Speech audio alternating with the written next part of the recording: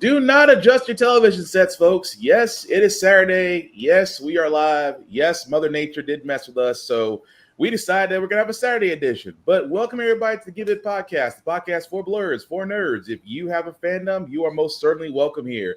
We are your hosts of the most, myself, Spartan, Short Guy Joe, Tafari. It's Saturday. It's the weekend. Mother Nature crapped all over us in the South, but how are we feeling? Yeah, I think once you guys got hit, it passed over here because it was house was shaking all last night. Yeah, Mother Nature was ticked off. Somebody need to apologize. Joe, how you feeling? I'm okay. I'm designing a commander deck because they finally dropped what Scarlet Spider does. Oh, nice. Well, as you can see, play guys. either Ben or Kane. So you're gonna play as Ben? Oh God, yeah. I mean, Ben is Rakdos. I actually don't have any experience in Gruul. For those unaware of Magic, it means red-green. I have no experience in red-green. The only reason I'm doing this is because Ben is red-green. Kane is Rakdos, which means red-black. But Ben's a bit better than Kane. Nice. So he's got Trample. He's a 4/3. He only costs 1, a red and a green. I know you know what this stuff means. Yeah. He's got Trample. He's got 2 abilities, which is Web Slinging, red-green, which means it's a new mechanic. So you can bounce something back to your hand, and you automatically get the red-green mana. Nice. And then his ability is when he's cast using Web Slinging, he enters with X 1/1 counters, where X is the mana value of the creature you bounced. No, friend. Cool. So he big boy if I can get stuff. Oh yeah, sounds like it. Like Glada of the Primal Hunger, who costs 12. Damn, that's a high count. But anyway, I'm gonna get down a rabbit hole. As you can all see, guys, we are a little bit on leveled upside. We do try to watch our language on this show, but words do fly. At the same time, we do show trailers and video game trailers that might be too young for younger adults, too intense for young adults. So discretion is advised. Aside from that, welcome. So. We might as well get into it. We actually do have some interesting trailers because we did have some drops that did happen. One of them being Marvel Zombies showing their official trailer. And if you have not seen it, there are a few surprises in there. And again, it's rated T. It's a TVMA trailer, but it's more like Walking Dead, so it's not bad. But you've been warned.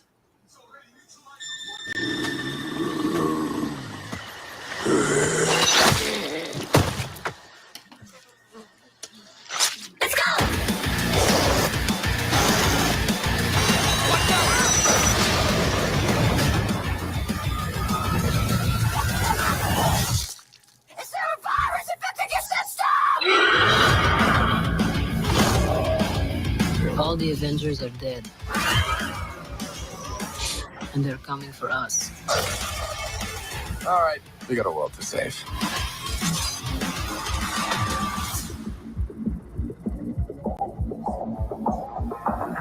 Need more.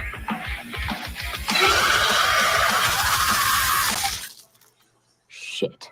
Oh my God!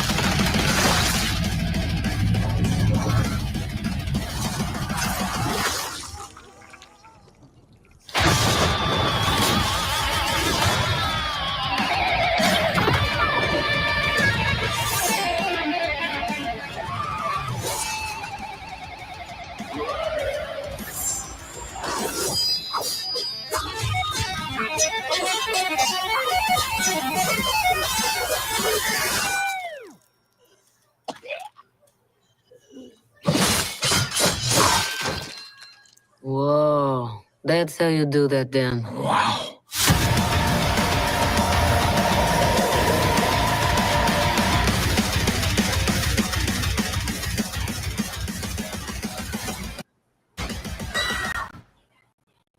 So that was a trailer for Marvel Zombies. Is there really anything else outside of a Blade Moon Knight? I'm sorry, Moon Knight is Blade.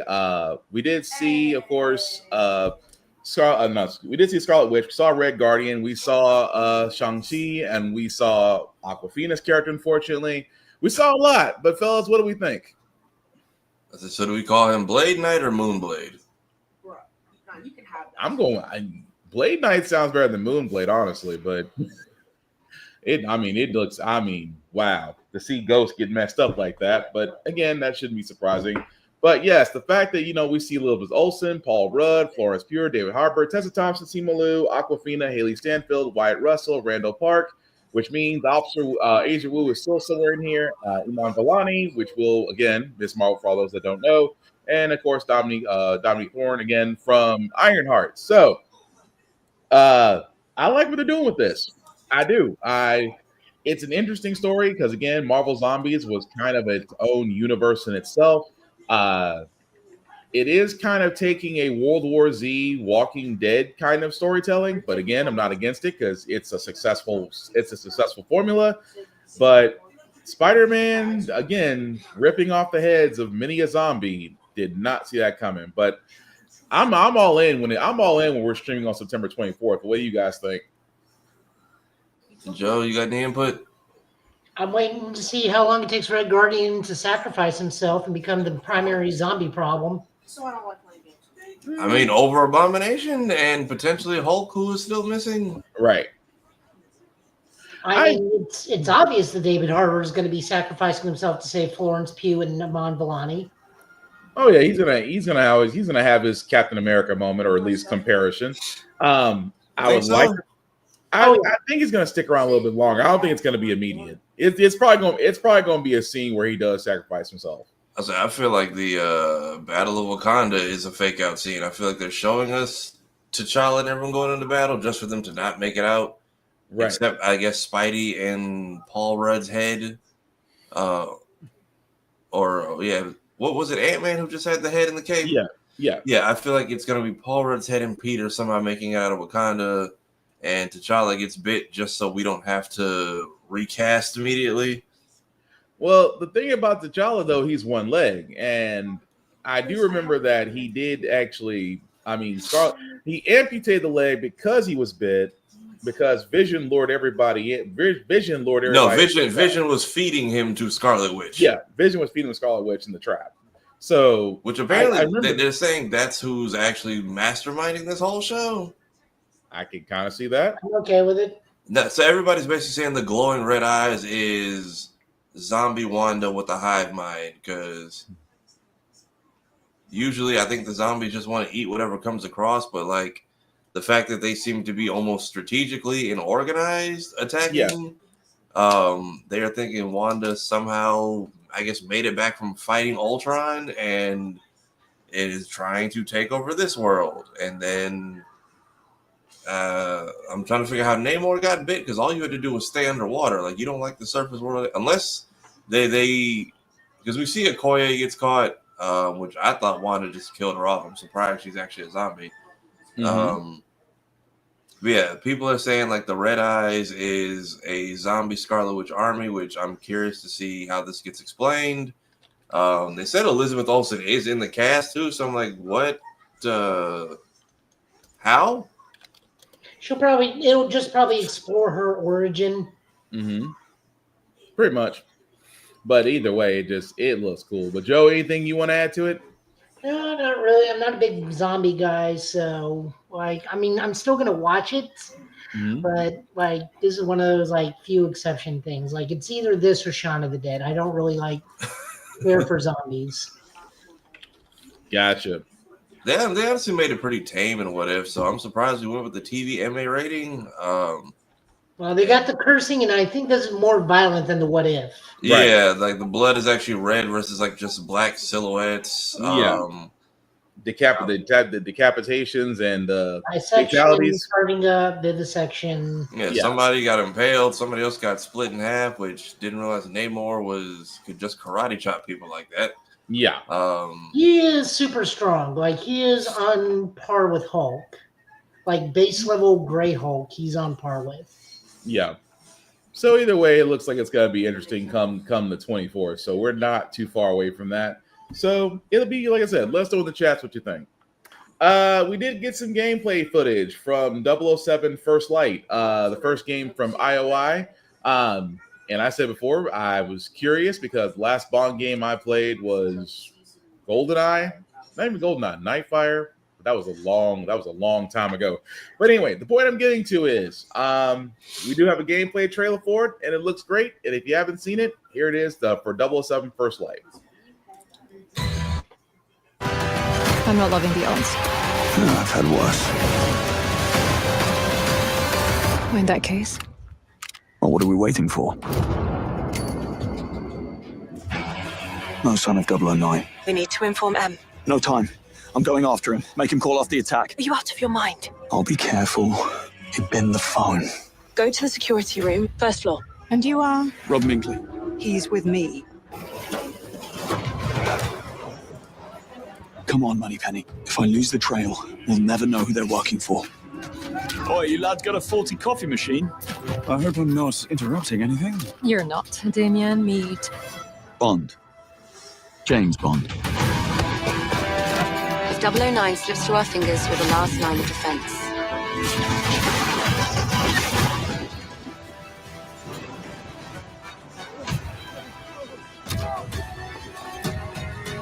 Someone just tried to kill me.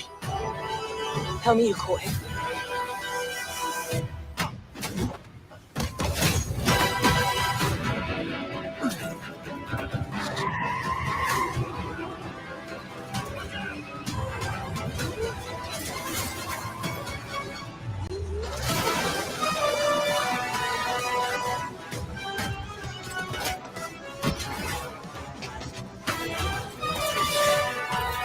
Any sage advice?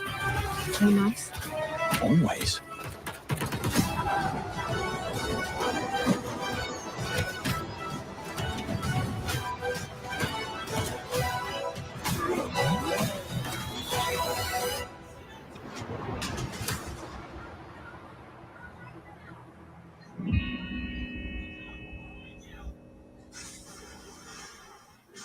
All right, so that was the trailer for 007 First Light. As you can see, comes out March 27th of next year. Will be on all platforms, PS5, Xbox, Steam, and Epic Store, and Switch 2. All I can sit there and say is that someone really was playing Uncharted, and somebody likes Hitman, and there's a little bit of Splinter Cell. But I am not complaining. It looks nice. It looks fluid. Of course, it's a James Bond story, so someone really did their homework, especially bringing back Moneypenny, which I thought was interesting. But yeah, I'm down to play it. But what say you guys? I say yeah, it's given a mix of like Hitman and Uncharted. How long has it been since we've had a Bond game? Oh, Quite a while. Quite a while. What was it, like Casino Royale or something? Like the 360? Yeah, I want to say that. I really want to say that. I'm trying to think. The last Bond game was I want to say the last Bond game was Bloodstone. Which one was that? That was the Daniel Craig after Quantum of Solace. That's the one I think I had last was Quantum of Solace. Yeah. I feel like Bond is one of those properties that like they don't drop it very often. Like you know it, but it's like it's either here or it's not. Yeah. But yeah. I would say Bloodstone was the last one because they were following Daniel what's his face's James Bond. But no, I like it. I am more curious about the story since you're basically following a former 00. And this is before James Bond becomes 007. So it's an interesting story in that. But Joe, anything you want to add to it? No, not really. I just kind of want to see in the grand scheme of things, like what it'll do and whatnot. So okay. No, I got you on that. Also, there is a gameplay trailer that's a little bit longer, actually 35 minutes, which actually goes to the opening of the game. So again, it kind of goes to mechanics, things of that nature. Feel free to check it out. It is on the 007 YouTube page. It's just that, we'll, staring at it and be like watching a whole Bond movie. But again, it seems that we're all looking forward to playing it. Speaking of things that we're looking forward to playing, Marvel Rivals, because I gotta give Joe credit for this one. He called this one a way back. about the next possible fighters, the next possible characters that are coming to this popular game. And this one did not disappoint. Of course, this is the official season for season 4 of Marvel Rivals called the Heart of the Dragon trailer. I'm just going to say I did not see this coming.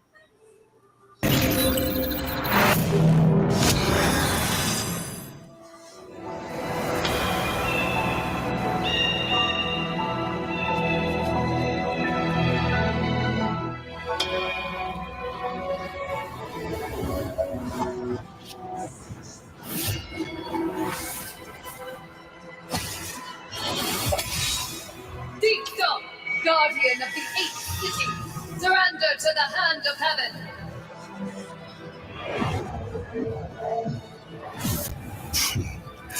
The devil doesn't kneel before false angels. So be it.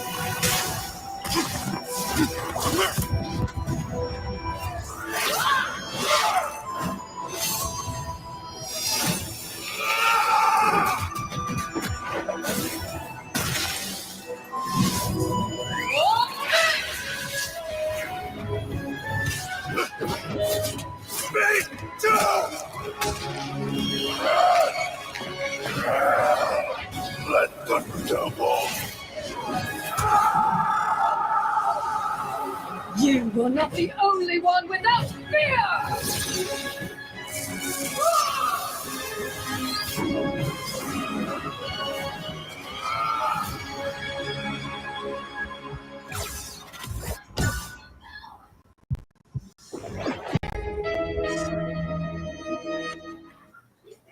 All right, so that was the trailer for the official season 4 Marvel Rivals, The Heart of the Dragon. As you can see, does have 2 new characters. One of them being very familiar, Daredevil. Looks like he's in the fist armor, if I'm right. Of course, with Angela on the other side. So, Joe, I'm gonna let you know. Say that again. You mean Angela? Thank you. I said Angela, didn't I? Yes. I got my words mixed up. My bad. So, so Joe, I'm gonna let you run with this one because you called us a while back about Daredevil being on Rivals. What do you think? When was that? You called it about 4 months ago. Okay, we'll go with that. Yeah, I'm just gonna guess that the dragon is in the background is probably Shang-Chi. Yeah. Would it be messed up if it was Fing Fang Foom? I keep forgetting all about that guy. He tried his best against Godzilla. That's all that mattered. But no. I mean, it was only a matter of time before Daredevil came in. Angela is the one that's kind of left field, but I keep forgetting she's technically a Marvel character now. So yeah. So used to her being a Spawn character. But still, it looks interesting. I just love Daredevil's look. I would say the look, and I guess the Daredevil being of what, Chinese mythology in this version. I guess because I mean I thought they were going back from the hand versus the fist storyline way back on Daredevil's comic book arc. At least that's what I thought. I could be completely wrong. It might be just a whole different story. I mean, these could be hand powers, but everything about them very much gives the hand out east. Right. Get out the area. At least that's what I'm thinking. But no, I you know what? This is the reason why I keep Marvel Rivals around, just in case I want to play different characters. But yeah, it definitely does look cool. But season 4 does start September 12th, so we're about 6 days from now on that. So definitely let us know what you think about Daredevil and Angela's characters being added to the roster. And did you like the nerf changes? Because some people didn't. From what I've seen on the poster board, some people weren't big fans of the new changes that were done to some of the characters in Marvel Rivals. But let us know who got kneecapped. Punisher, Hawkeye, Spider-Man, and I'm forgetting. Think Emma also got nerfed a little. Thank you. That's the one I could. I was gonna say I think that's the 5th one, and there were 5 characters that got nerfed, and Spider-Man characters weren't really too happy about it because let's be honest, Spider-Man kind of is a little bit OP in Rivals, but that's neither here nor there. But let us know what you think as far as the next season and what they've done with the characters so far. Also, you lucky ducks that are playing Marvel Tokton, Fighting Souls, Please let us know what you think. The beta is out. I am not 100% sure if it can be streamed or not. So we're not going to take that risk because I know I have it. Tafari just got his invite sometime between the crack of dawn because they love to I mess woke with up to go use the bathroom and saw I had an email. I'm like, it is literally, it's like Patrick and SpongeBob. Oh boy, 6 a.m. I just went right back to bed. Nice. But again, if you are playing it, like I said before, not 100% sure if you can stream it or not. I haven't streamed it, and I'm not going to try. Just be on the safe side because I'm not trying to get sued. But let us know in the comments what you think of Toton's beta.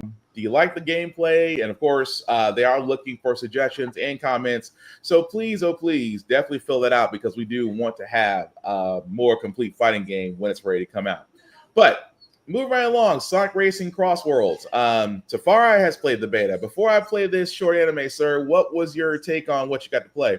Look, if you need a more affordable version of Mario Kart where more people are allowed to come over and play, and they actually have voiced the characters, which seems to be the good make or break for certain games, it's fun.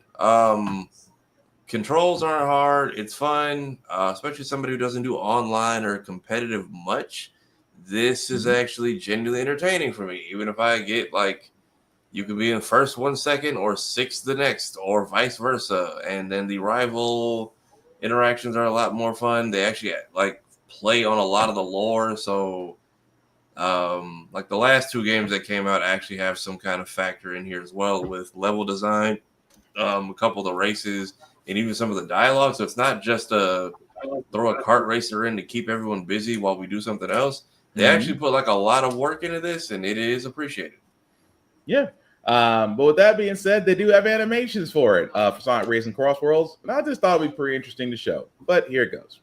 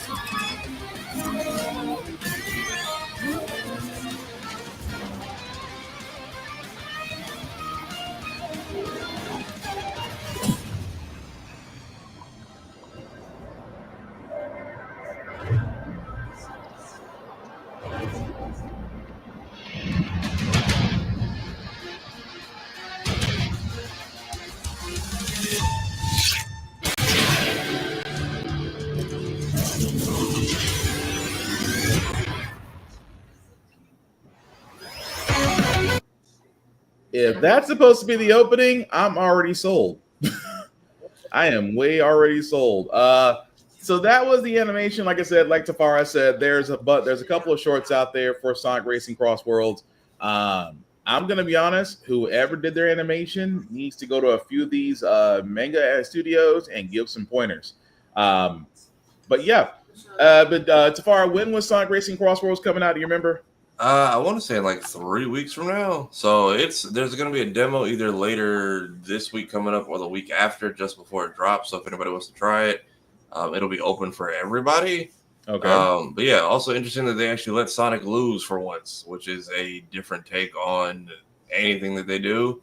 Mhm. Also, as you saw in the trailer or in the short, yeah, if somebody has the monster truck thing, just try to dodge. It's like it's the equivalent of the blue shell in Mario, only they have to aim and hit you with it. However, if you get to like one of these levels where it's just a narrow pathway, it's just good get GGs for everybody. That's like the only critique I have for it. And then there is a gear you can unlock where you start the level with, or you start the race with the monster truck for like 5 seconds. And depending on where you start the race, that can either make or break the day for everybody. It's fun, it's interesting, it's different, it's affordable. I think SpongeBob got announced, Pac-Man got announced, TMNT got announced. All the Paramount properties and people that Nintendo won't come over to play are coming to hang out. So it's got a good roadmap for it. At least it won't get stale too fast. Gotcha. That does look pretty cool, though. Joe, anything you want to add to Sonic Racing Cross Worlds? I mean, at this point, this is probably going to be the race that beats out Mario Kart World or whatever. Is it Mario Kart World? Yes. Yeah. Yes. Yeah, this is going to beat that out easily this year. Like, just it's too easy. I did hear that that none of the guest characters will be getting voice acting. Yeah, I tried. Which is fun because you run into like a whole ton of licensing issues. Plus, it depends on what turtles we're getting. Mm-hmm. Do we even know what version of the Turtles we're getting? I would not be shocked. Probably not. Honestly, I wouldn't be shocked if it's 2012 or the new one, where they're definitely kids from Brooklyn. I would say, yeah, potentially. I would say if it's the new one, I wouldn't be surprised if a movie announcement is either preluding or shortly coming after that. Mm-hmm. I just know Nicktoons very much runs that 2012 version, even though they kind of throw it away like later on. Yeah. And I need to watch Rise of the Teenage Mutant Ninja Turtles. I know it's only got 2 seasons, but everyone says like that show is really good, but it feels apparently I missed the entire thing. I guess it came and went. So I would not be shocked if it's either the 2012 3D Turtles or these new kids that we got on the block. Yeah, it'll be interesting to see which turtles actually do appear. Yeah, honestly, if there's anyone who has voice lines, I would hope it's the Turtles and Avatar. Joker was mute for the little bit I got to play for him, which I understand. Yeah. Pac-Man doesn't necessarily talk. Kind of be creepy if he did. Yeah, everyone else I can fully understand. The Nicktoons people, I would hope that they would give them voices, especially because that was such a factor for the what was it, that All-Star Brawl, the second game that they came out with? Yeah. It would be interesting, I will say that. But we will definitely look for the demo as well as the release for that. Because again, like Joe said, this looks to be a Mario. It might be on par with Mario Kart World, or it might just start pulling players from that. We'll see. But the other trailer we do got is called Edge of Memories. Joe put me on this. Joe, anything you want to add to this trailer before we play it, or should we just go on and play it? This just got mentioned to me by this just got mentioned to me from a friend on a podcast, and then another podcast brought it up, so I thought we'd look at it.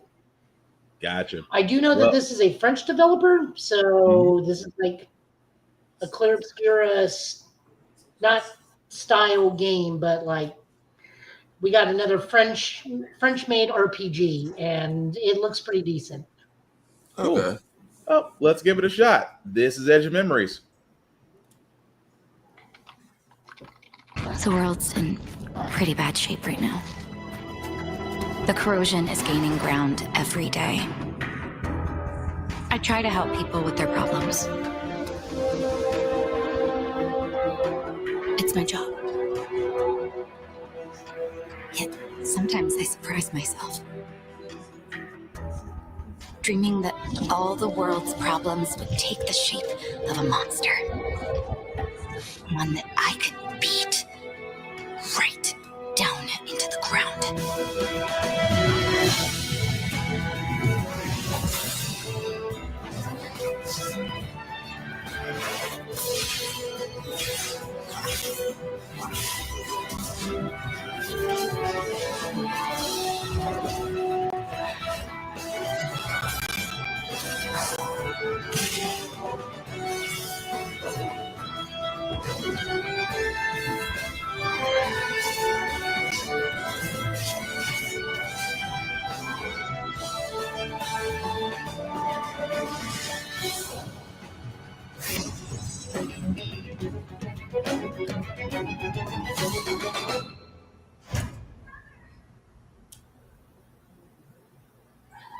Yep, I'm sold. I'm sold. That's Edge of Memories, guys. You can see you can wishlist it now. Will be available on PS5, Xbox Series X and S, and Steam directly from Midgar Studio. I don't know what it is about these French studios, but first off, the graphics look great. I do dig the soundtrack, and the gameplay looks fun. So I will definitely wishlist this because I want to see what more we can find about this. But what say you guys? I'll check it out. If I get a little more gameplay, maybe like another what is it? They have like a gameplay teaser or something that explains the mechanics that gives me a little bit more insight. I'll take a look at it. Oh, there'll probably be a gameplay reveal coming out very soon for this one, but I dig it. Joe? Yep, I mean, I was already sold the first time I saw the trailer. It also kind of looks like a third-person RPG with third-person action RPG, which I'm down with. Honestly, it almost looks like a little bit like Monster Hunter, or a little bit like not a Tales. Yeah, like a Tales game, which I'm also all for. Oh yeah, it definitely looks great. That's why I was saying about, like you said, about these French studios. I don't know where or how, but again, I'm into them. I am really into these indie developers really coming out with games that just really grab your attention. So I'm assuming because it's wish listed, this may come out next year. I doubt we'll get a 2025 release. We'll probably get a 2026 release. But either way, it just gets my attention. I really do dig it. But the last show that we do have is more for an anime called Kill Blue. I was gonna say, Joe, this was yours too. Do you know the synopsis behind this one? Yeah, this is one of the big shonen jumps that just stories that just ended.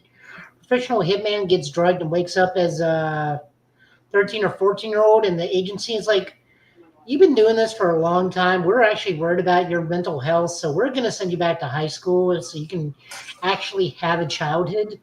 And I'm just like, you want to help his mental health, but you're going to send him back to high school. That circle doesn't square. Yeah, let me know how that works out for you. Right. That's not going to be bad at all. Don't have a childhood. It's like, sure. I'm just saying, it sounds like Tokyo Revengers, but with guns. But I would definitely. He retains his adult mind. Okay, So he does. Okay, gotcha. Well, with that being said, let's take a shot at it. This is Kill Blue.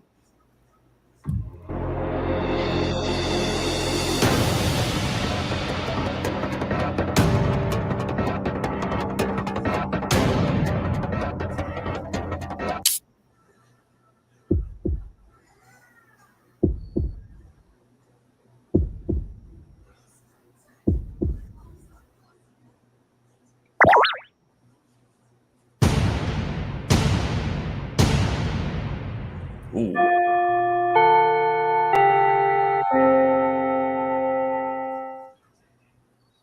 I'm laughing about the fact a 39-year-old, like Joe said, a 39-year-old man in middle school. Wow.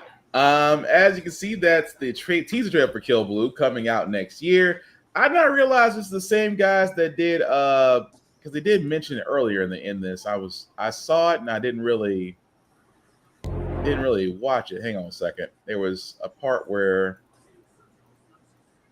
they had mentioned it. Yeah, that's all I was looking for. So I didn't know it was the same guys. This is the same guy that created Kuroko Basketball. So I want to give this a shot. I want to give this a shot and see what it's about.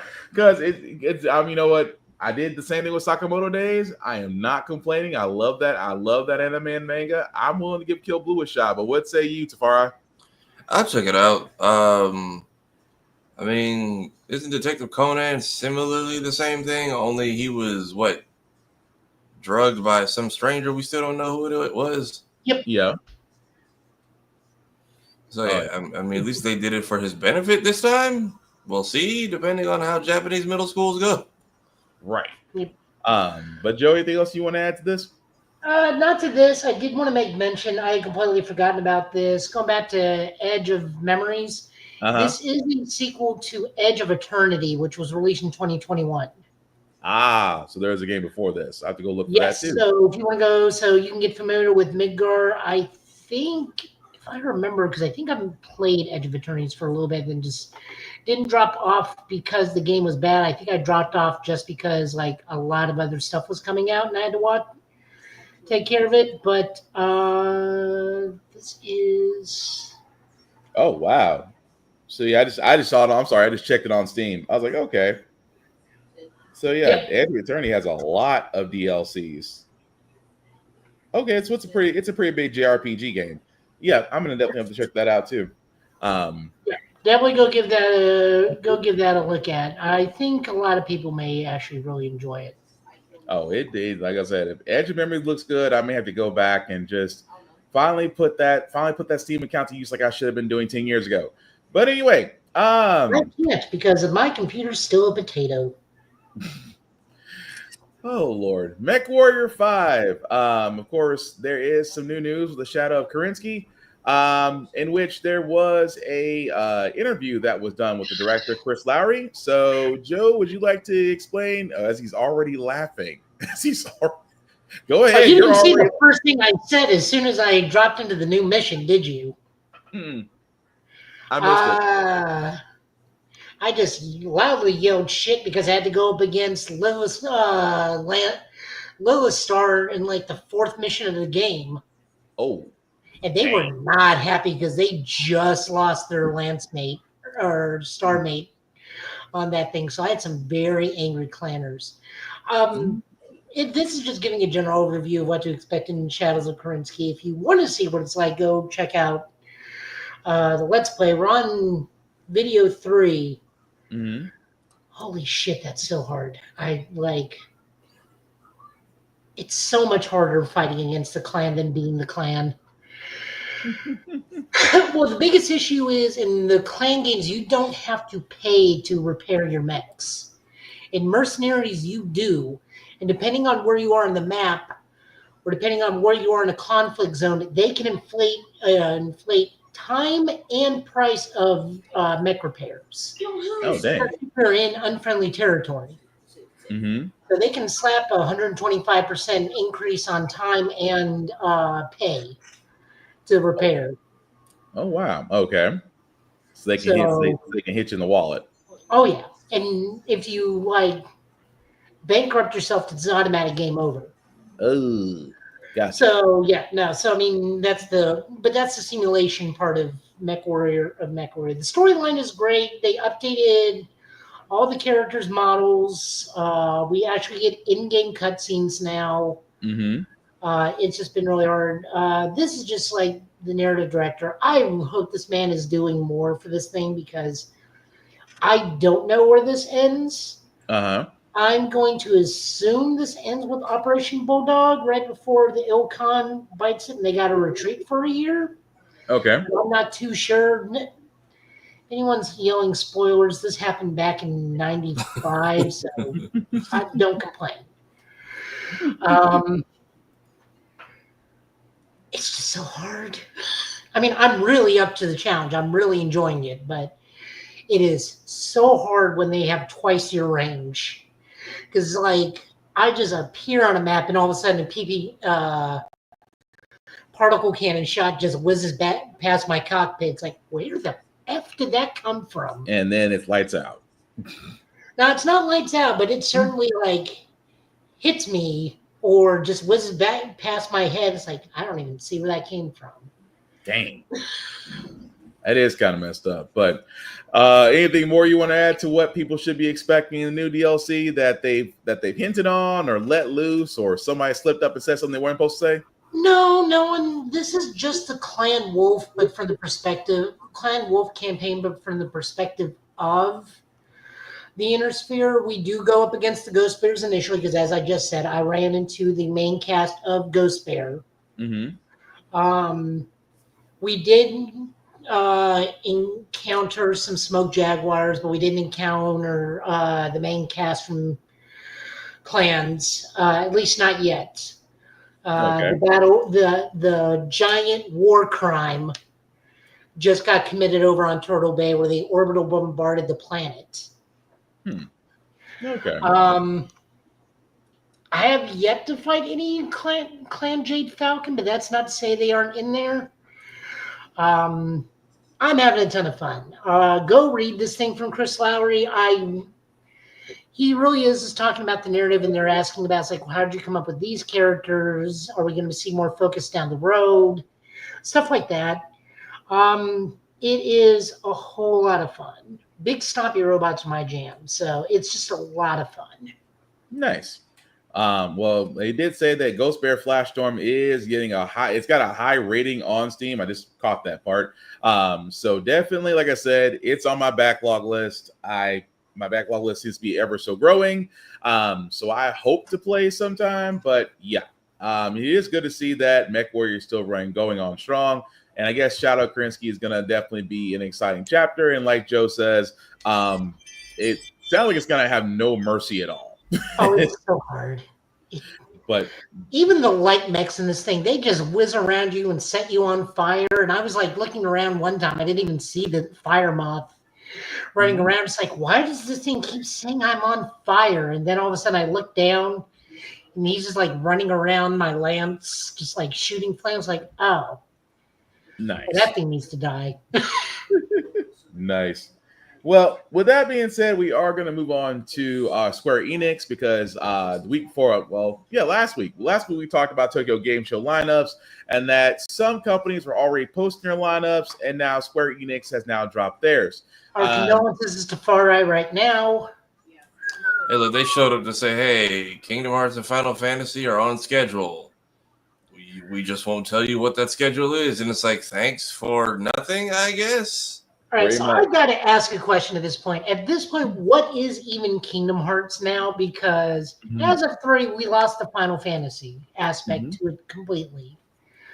I don't know how much longer they're going to hold on to this Disney thing, because this dude, the director, keeps moving back and keep trying to make that Final Fantasy 13 versus game happen through different means. And how much longer before Kingdom Hearts is even Kingdom Hearts? It's not Final Fantasy 13 versus with key swords. I think that's what he's moving toward. I think he's low-key pissed that they killed 13 so early, and I believe that was for which one was it where they were driving the car? Was it 15?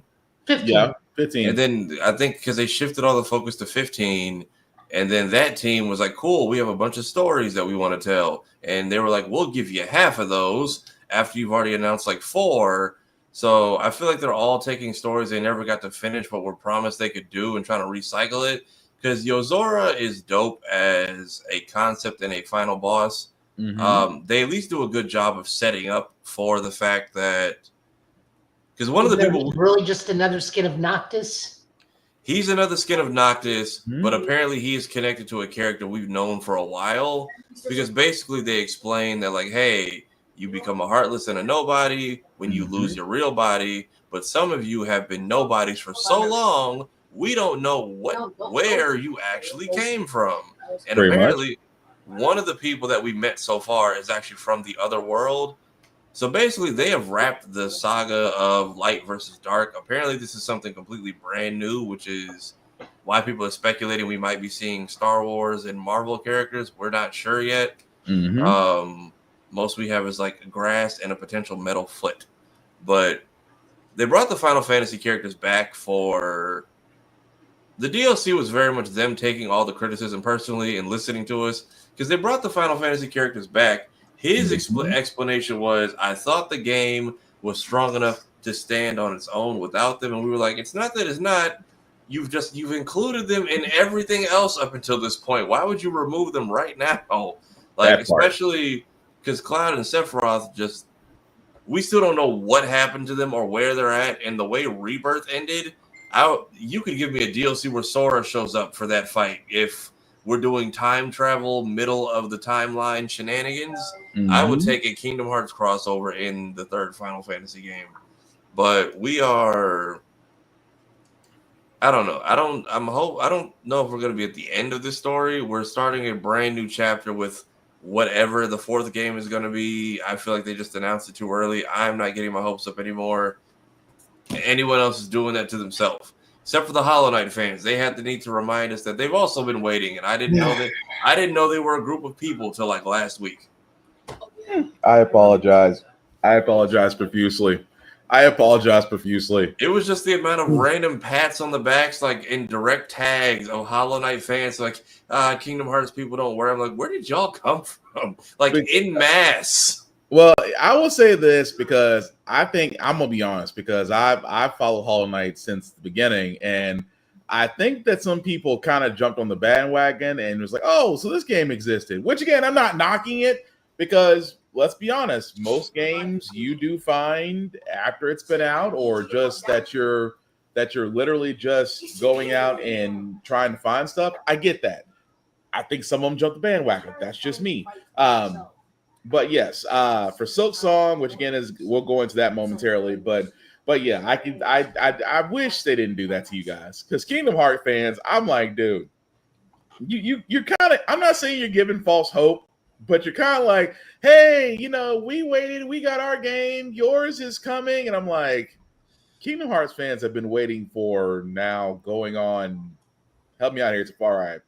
It's been almost 5 years. It's been almost 5 years, because the longest wait we had was for 3, and now you have these revisionist history ass teenagers coming out of Twitter, because I had people like, you guys didn't wait that long, and I'm just like, mofo, we waited like every E3 and saw, Kingdom Hearts is in the lineup, only to find out it wasn't 3. We kept getting these in between games, and then we had 2.8, which that whole section was supposed to be the intro to 3, but then they cut it out to add to the 3DS remake that they put on that CD, and a 1-hour movie I kept falling asleep through, which we still haven't fully figured out why that's important.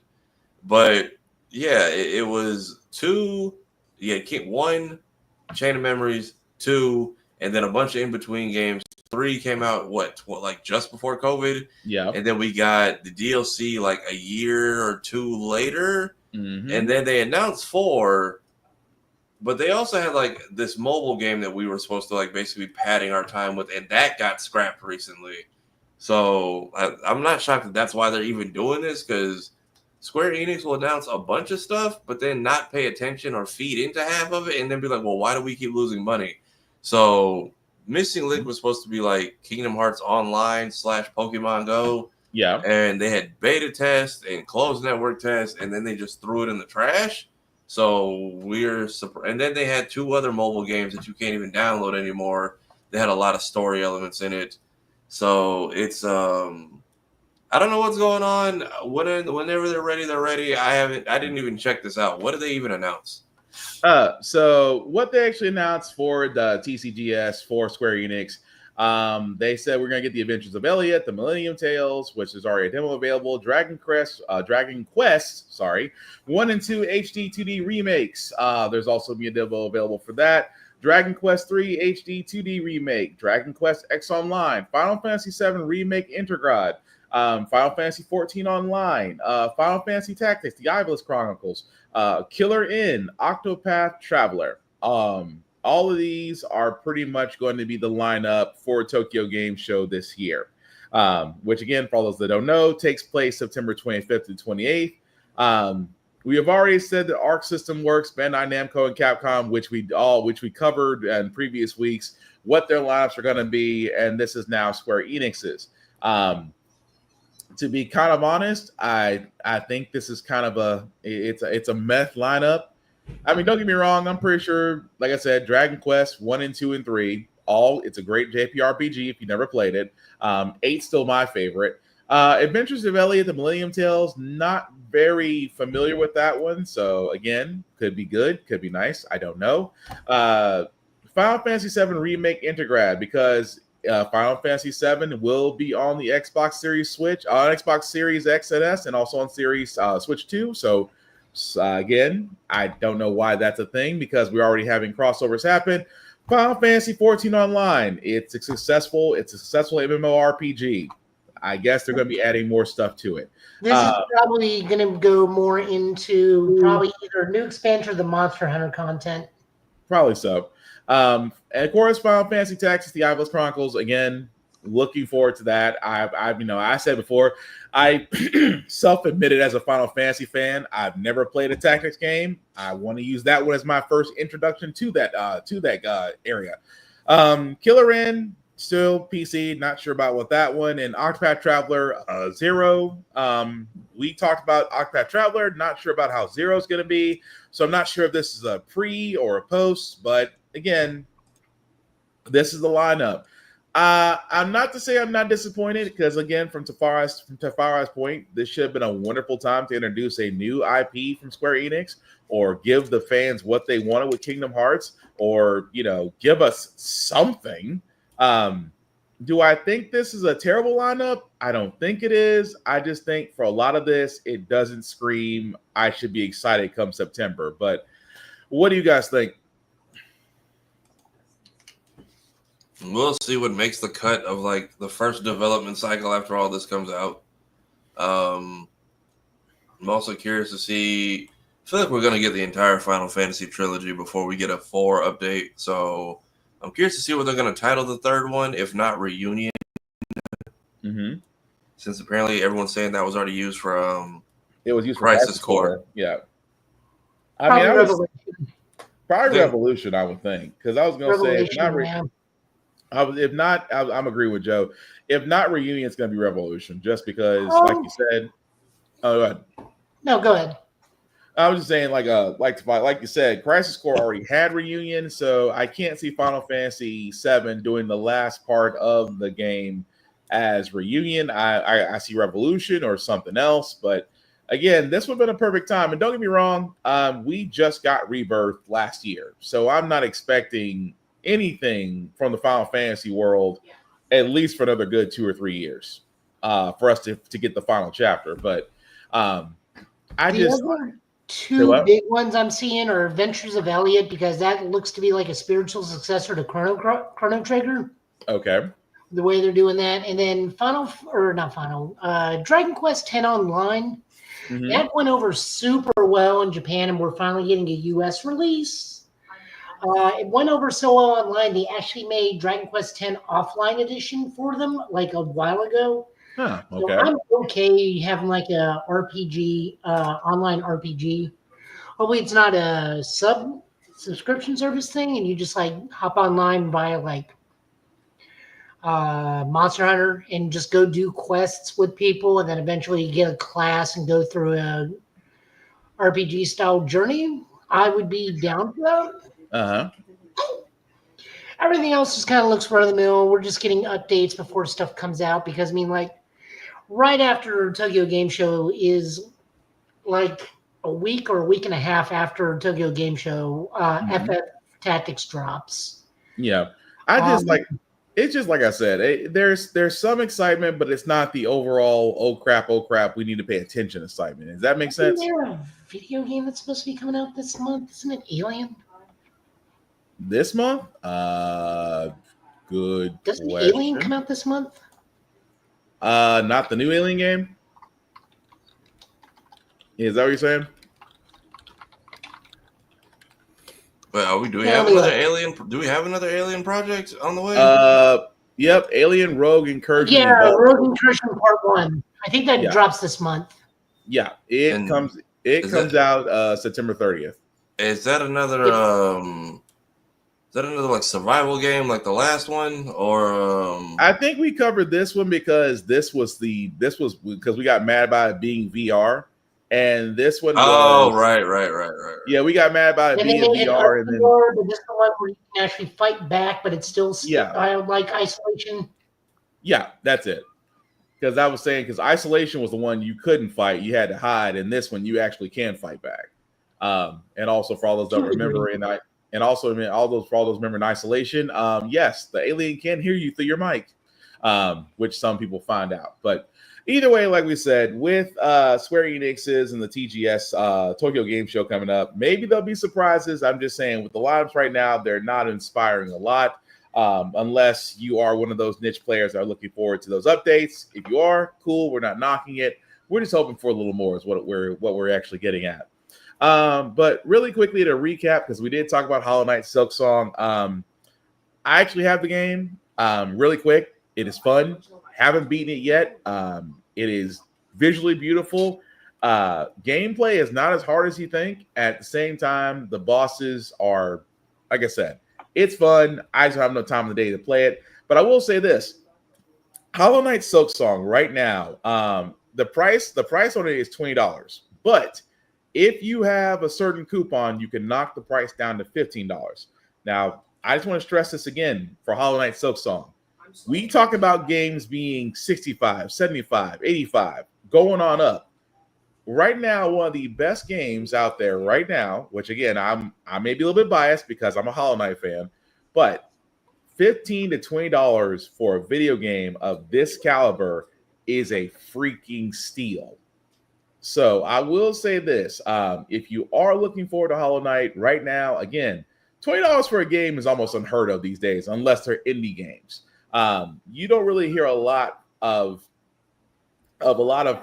games that are priced as well, that have that kind of quality, that are fun to play. Again, if you don't know Hollow Knight's story, I don't want to go into it. We'll be here all day. But let's just say it's an interesting story, and that, again, Silksong is definitely worth the wait.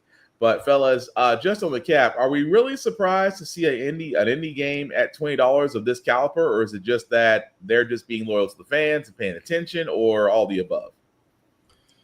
I think it's all the above. Her first Hollow Knight game I heard was really good. I know a lot of people are having fun with this one, and there was no like pre-order.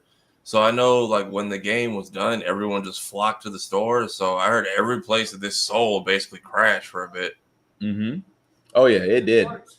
I was like I was gonna say, well, I got mine off Steam. So again, it might have been one of those. Well, let me take it back. I was kind of stalking this. I was kind of stalking the sites. Let me let that go. But yeah, that just goes to show you that a lot of people really do want to play this game, and that the crashes are a good sign. Also, letting you know that your network teams need to update space.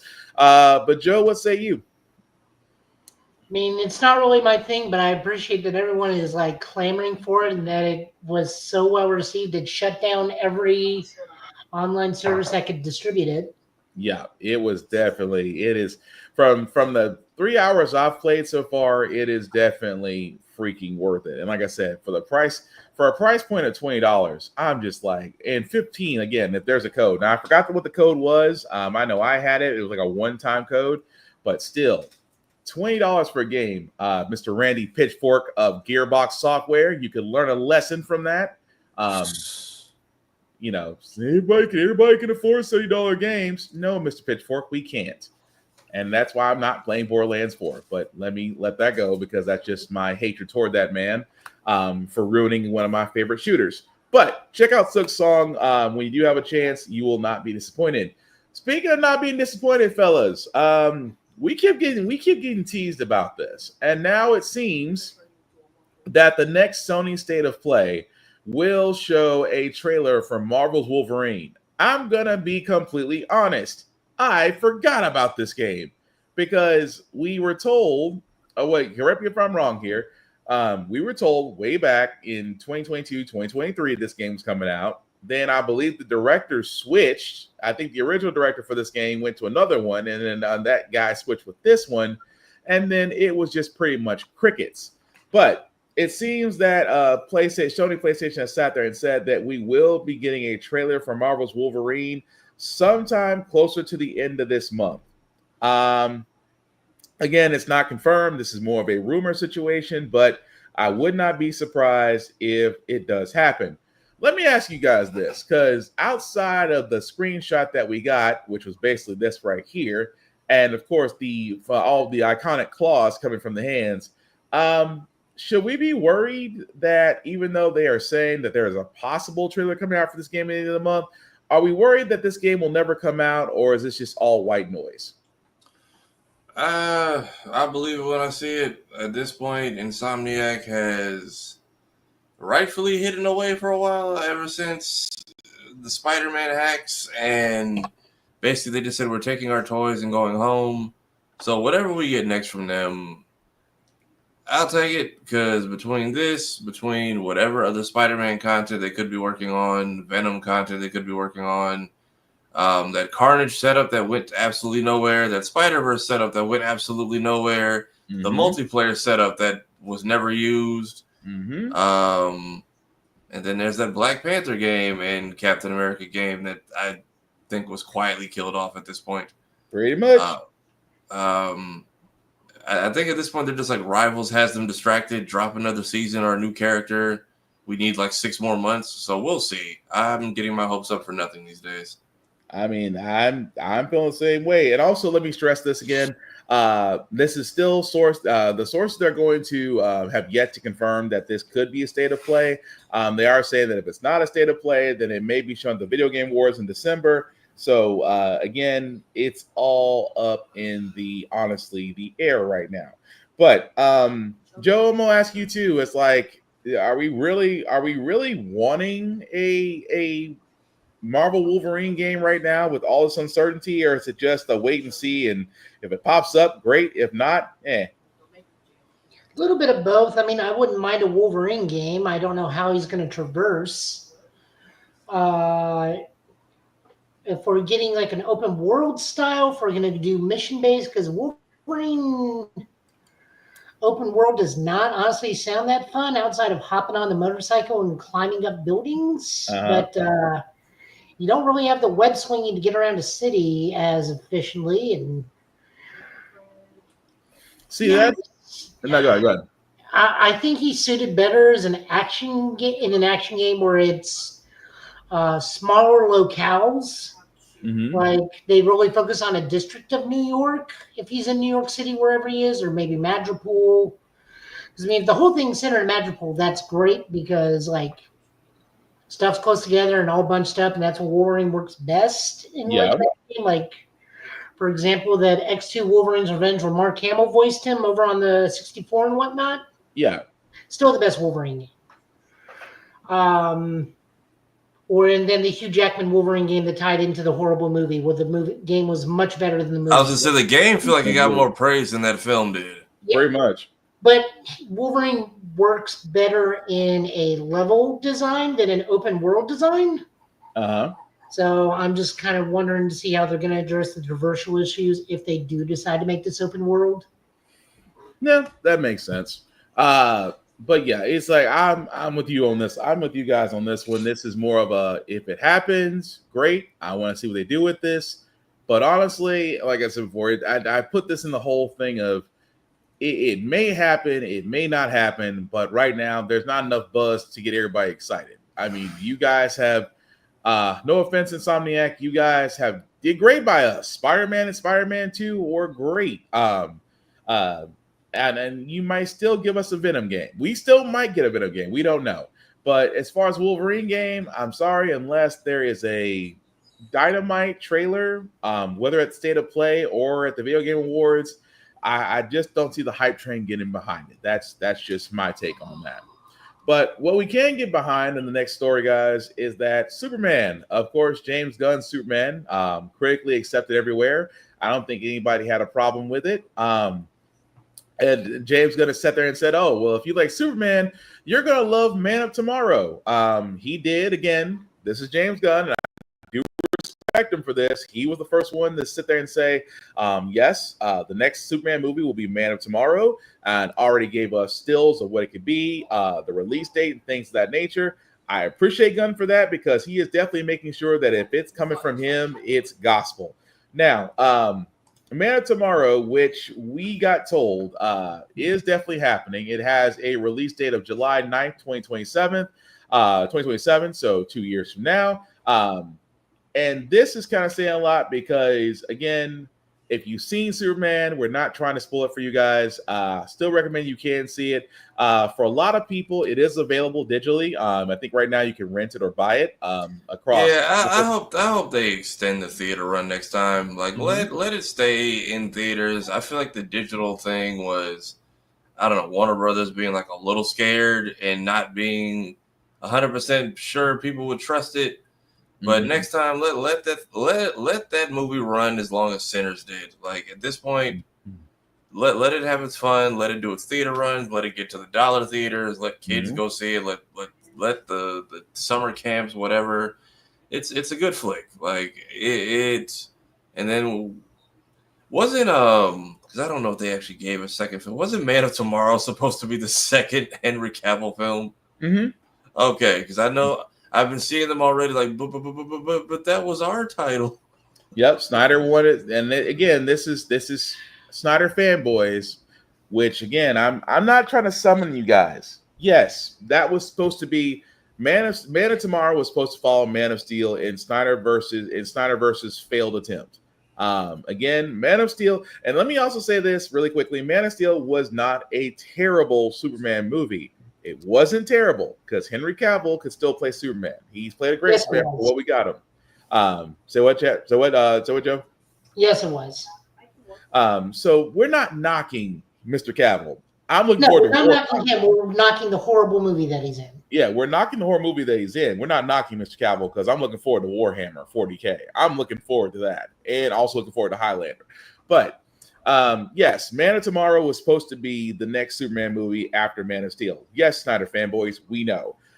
But Gunn is moving with this one because he did show screenshots of Superman and Lex in his suit, which would suggest that they may be fighting alongside each other. Because keep in mind, I'm not going to spoil how Superman ended because, again, it's still fresh out there. Folks have still not seen it. But if you've seen the end of the movie, then I can understand where Man of Tomorrow may pick up. At the same time, we may see some returning characters. We also may see a character that briefly showed in Superman having more of a full role before they get their movie in the DCU. So with that being said, fellas, what do we? I mean, is this a great sign that that Gunn is on the right track with Superman as far as telling the gods and monster story through him? And also at the same time, do we see any downsides with this? I want to see them take it one step further and sticking it to Snyder and the villain be Brainiac. The Snyder fanboys would lose their minds. They really would. If Brainiac was the villain in Man of Tomorrow, they would lose their caca. Tafara, what say you? I'm still trying to figure out where all the connections are going to be for this whole thing with Peacemaker, because they're giving us little hints there, but keeping it vague, I feel like on purpose. So I'm curious to see where all this how everything ties in and what all gets wrapped up or reused or revisited. Yeah, thanks for reminding me about that. Yeah, especially after these last couple episodes. I mean, if Eagly dies, we riot. Just putting that out there now. Yeah. And I completely thank you for that, Tafari, because yes, James Gunn did say if you want to know where the origins of Man Tomorrow start, definitely watch Peacemaker, which Peacemaker is now in episode 3 on HBO Max. But yeah, I completely forgot. Watch Peacemaker, see what comes up, because there was a picture of John Cena along with David Corn Sweat in the Superman suit. So it's not 100% certain that he may make an appearance on Peacemaker. Let me stress that very heavily. Superman may or may not make an appearance on Peacemaker. So take that with a grain of salt and take that as Gunn saying, if you want to know, you got to find out. But overall, Man of Tomorrow, the fact that it's going to be coming out 2 years from now, I'm curious to see where it's going to come to again. It was great casting Superman. I cannot knock it. Just again, if you haven't had a chance to watch it, please do. Like Tafara said, it should have had a longer cinematic run, but hey, we don't control theaters, but just saying, theaters, you want us to come back to movie theaters, maybe make some time in between being in the movie theaters and going direct to streaming. That's all I'm saying. But the last bit of news that we got. I'm sorry, go ahead. From the theater due to the heavy anti-American sentiment across the world at the time. You think so? I think that is something James Gunn was attributing it to. Yeah. I mean, yeah. As far as the movie goes, yeah, there was a heavy narrative that we did talk about to where. Like in the real world, because we were starting all the tariffs and whatnot. Oh, was that affecting the film? Was that affecting movies? Yeah, like when they were releasing globally, the global box office down because people were like, "Well, if they're going to do that to us, why are we supporting their stuff?" That's news. None of us know for sure. Myself, I don't know for sure, but that is something James Gunn said may have attributed to the fact that they ended early and it had a lower global box office than projected. I forgot about that. I had zero. I thought movies were very much like an untouched realm. Like if you didn't get banned in a country, I thought you had the opportunity to do just fine. I didn't realize we were being silent. Boycotted. Yeah. There's some that aren't too. There's some countries that ain't too fond of American movies, surprisingly. And I forgot that a certain person, we're trying to keep this a happy show, but a certain person in a certain house in a certain city in a certain state did put tariffs on movie production. So that also may have also hindered it as well. So, yeah. Is that what the whole tax credit thing is about? Like they get it lowers the cost of production, or the city gets help, or how does it work? The tax credit was supposed to help the cities in which they filmed in. They basically threw that out. And then turn around and sit there and say, well, if the movie is being produced in other areas beside the U.S., then you're going to get tariff for whatever that country's the tariffs is rated at. So if you're like filming in New Zealand and we're tariffing them at 118%, then that kills it. It doesn't kill your movie budget, but it definitely puts a dent in it. So that part too. So thank you, person in unknown location, in unknown city, in unknown house. You make movie watching so fun now. You hear us, Bear in the Big Blue House? This is all your fault. Wait, what did Bear do? Why is Bear catching a stray off of this? Because we have to allude to somebody in the house. Right. You got somebody's going to have to take. Yeah, he spent more time. He spent more time. Probably the mouse. I was going to say he spent more time on that balcony than he did in the house talking to the moon. Let's be real. It's probably that damn mouse's fault. Meanwhile, PBS is moving. You've got Sesame Street moving to YouTube. These kids will be getting. Oh man, I cannot wait for that to happen. These kids will be beautiful. You kids will be getting fed all the ads. Sorry, you will be learning your shapes, ABCs, and click here to skip. Hey, there you go. You're learning. Actually, if you think about it, you are learning motor skills, you are learning comprehension, and you're learning reading. Sesame Street is still saving children. I mean, honestly, in the grand scheme of things, for some of it, if they're putting like really old stuff, I'll just turn on in the background, just to hear some of the old stuff, like the old pinball animation. Yeah. I was thinking about that because they did have an updated pinball when I was sitting there showing my kids. And I was like, oh wow, you guys! I remember the one from the 80s. Late 70s, early 80s when that was the one I grew up on. But Again, I digress. But yes, Sesame Street's entire library will be on YouTube. Again, not to be too political on this show. It is great because, again, Sesame Street is a wonderful teaching tool for kids, and Elmo still gets to collect his check. So again, I was more of a Bert and Ernie fan, but I'm gonna leave that alone because that's another rabbit hole I'm not trying to go into. But macros, because this was not on my bingo card, but Joe brought this up, and I thought this was interesting as well. Macros designer says USA lacks new characters due to mass market expectations and maybe religious constraints. So, Joe, you want to take the lead on this one? Is this because I'm able to pronounce Japanese names easier? I didn't say that. But yes. It does help. I didn't say that. So this is an interview with Shoji Kawamori, who is one of the principal designers, and Mechs and Macross and various other ones. He's also designing stuff in the upcoming series Daemon X Machina and its current sequel, Daemon X Machina 2, which is getting ready to come out.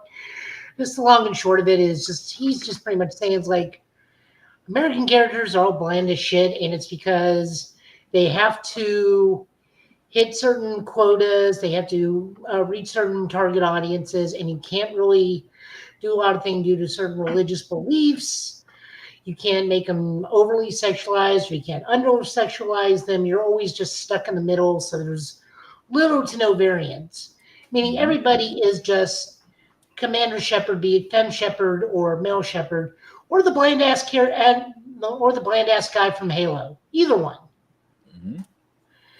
Like, if you look at all the anime that he's done, which is a good thing, although he is predominantly the mech designer, not the actual character designer, but we had characters of a large amount of race, a large amount of variance in ages and individualities. We, of course, had the more traditional blue-haired characters like Max. We had Roy Fokker. We had Lisa, Min-May, stuff like that. I'm just naming Macross characters as an example. And then the cast only grew and got bigger as the time went on. I wonder, nope, that is not the Pepsi can missile. I keep forgetting. No. That is not Do You Remember Love. That is just straight up, that's Macross episode 2, Force of Arms. Yep. But yeah, no, I kind of agree with them. Like, it's become character design has just become too corporate, which is why they make character creator, because they just don't have the imagination anymore, which is why we design the characters ourselves. Mm-hmm. I mean, I can understand that.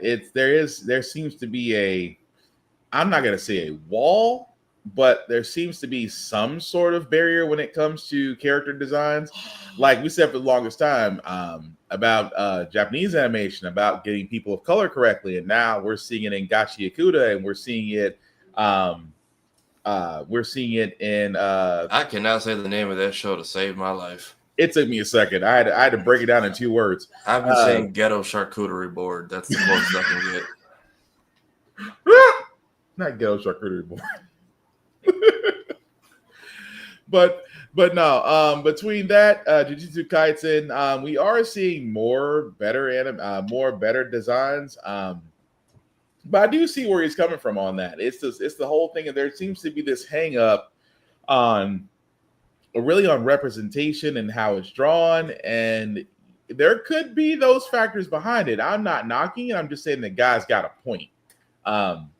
Because if you're used to a certain style, if you're used to a certain look of your games that doesn't look like you or doesn't represent you, then yeah, it's seen as foreign or just ugly, or better off, why did you design this? So I can see those things, I really can, but I don't see why people are getting in a twist over this, because he's right. I can't see anything wrong with what he said. But Tafari, anything you want to add to that as far as designs go? Because he's pretty much saying that you guys are just stuck to one style, and that there might be some religious impacts on it. I don't know about religious impacts, but I mean, we're still seeing them just now add certain hairstyles to video games. I think even this Pokemon game that's coming out, I think very soon. It has a lot of new custom hairstyles in it. And Fortnite has been rage quit. Fortnite, I think, has been one of the most selective. As much as crap people give that game, that's usually why you have creative characters these days, because people are just like, you can't. I don't know. You got so many people, and then so many people want to complain about antagonists looking a certain way. Well, then you make it at this point. Yeah, pretty much. But we'll see. See what they rate from that. So, moving on to reviews. I know all of us didn't watch Peacemaker, so we'll come back to that momentarily. I'm pretty sure we all saw Alien Earth, and my God, was anybody disappointed with the latest episode? That movie, that episode played out like a Lemony Snicket book. It was just a series of just unfortunate events after unfortunate events. And then the one traitor, which I'm still, why? That part.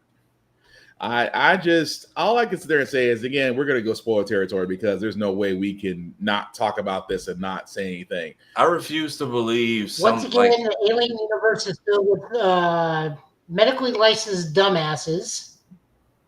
How do you know perform surgery without protective gear, without protective head goggles and masks on? I'll give you don't know about. Yeah, protective stuff. I'll give them, but I'm just like, you couldn't expect the magical ticks to predict space gas to come out of them when you try to remove them. I was expecting like maybe static shock. No, you just I was fully expecting them to pull them off, and they just start like. He starts losing bits of his lungs or whatever. So it's like, yeah, you can't tear them. They're gonna take the flesh with them. But no, they're just like, psych. We got a weekend within evolution for that. Go. I'm blanking. What is the Gen 1? Poison gas from Pokemon. I'm tripping off the eyeball. That eyeball, is it me or did the eyeball he Loki tried to prevent all of it, Loki. Yeah. He's like, hey, I was just willing to possess a poor animal and call it a day. I tried to tell you that dude basically vomited in your water, and you didn't hear those tadpoles swimming around in there? Right. But them fighting the xenomorph at the end, like literally the xenomorph and the eyeball were going head to head. I was the hero of the story. Because you know what it is? He called him, and I was like, oh, you sellout. But then when they started fighting, I'm like, never mind. This is not going the way you expected. Right. My best favorite part was where he bites the alien. It just gave me Goku vibes. I was just like, I was fully expecting to watch the host mouth corrode. But I was like, I guess the alien almost seemed taken aback at how much he was able to put up with it. He's like, what am I supposed to do with this? It was almost a surprise, like, you actually bit me. It's like, really? But also them finding out with the one person who got his neck gutted open is like, yeah, they have acidic blood, so this guy's basically dead. Right. Which I don't know if I'm curious if that killed the xenomorph that was inside him then, because he was already face hugged. And they cryogenically froze the other guy that birthed the xenomorph. Which is new to lore, because usually when they cryo sleep people, if they have the xeno in them, everything is fine until frozen. Yeah, frozen, which I thought was weird, but they said, oh, well, they can survive at sub-zero temperature. So I'm like, so cryo freezing him really didn't do a spit. It's like he still got out. So is the xenomorph that the xenomorph that escaped is the one that broke out of the chest, correct? Right. Yeah. Okay. All right. So then I guess the second one didn't get to gestate because the host died. Because it feels okay. Because I'm curious to how much they need the host to be living in order to gestate. Because remember, they had the lung on a ventilator to keep the lung functional. That part. Right. Okay. That guy getting. Repeating the plot of Repo Man. Hey, you can either work for us or we can bill you for the price of the lung.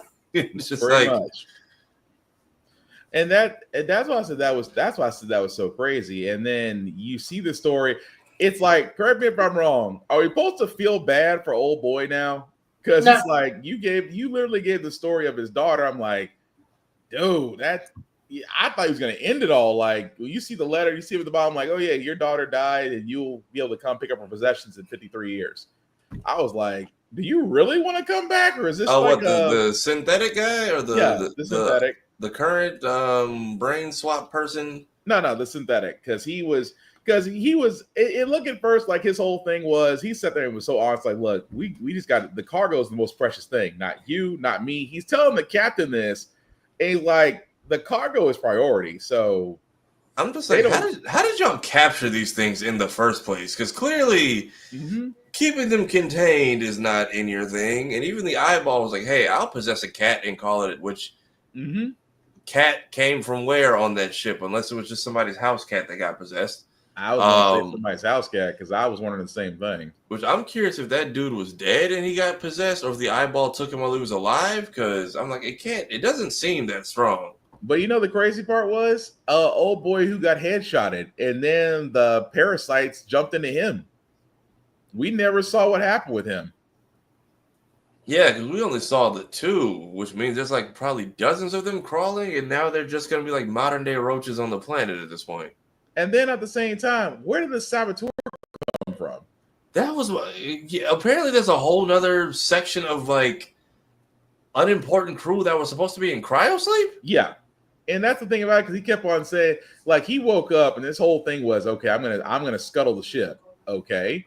And then at the end of it all, when old boy finally got him, he says, you can't stop it. It's like, this is bound to happen. So I'm like, wait, your story, sir, doesn't make any sense. You came out of nowhere wanting to scuttle the ship and take everybody on the cruise. So did you mean to bring the xenomorphs to Earth and just wreak havoc everywhere? I could. He showed up so late and went out so quick. I didn't get his motivation. Also, shooting, because that normally doesn't happen. Shooting the already incapacitated person in the head was a wild decision. Man, I thought that was like, that's just messed up. You just went slim pickings for no reason. But it was interesting. I was like, the whole time, it's like one by one, they all got picked off, except the old girl at the end, because old boy made a decision and sealed the door. And it's like, well, I'll say this is a very aggressive xenomorph. Like, he doesn't just kill people. He very much like he needs to take you like the 15 minutes with the Undertaker first before you die. Like, very much. Why are you like, you have a tail and like the mouth thing. Why are you choke slamming and body slamming people and dicing people? Well, I mean, eat the rich, but dicing people in half. And like, it's very much, these are some very personal annihilations this xenomorph is doing. But it does add to the story, though, as far as that. I didn't like the backstory of what happens on the ship before the crash. So I'm kind of curious to see what they do with the next episode. Although I do love the title of this one, and even in space, I was like, really, even in space, no one can hear you scream. That's a nice title to the original episode, to the original movie. But I do like that the alien was most of the time a practical effect. You could tell he was a dude in a suit. Props to that. I still want to know if the Asian dude was the synth. That's a good question, because he was very. They always left that open. Like, even as the director's like, I'm not telling you guys.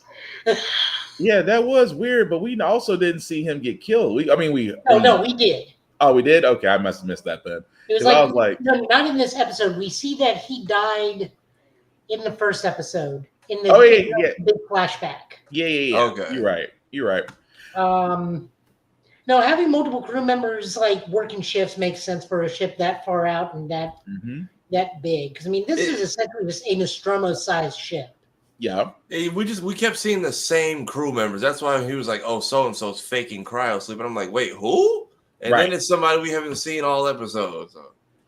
That was definitely weird. That's why I was like, that's why I was kind of like, it didn't really make any sense at first, and then it's like, okay.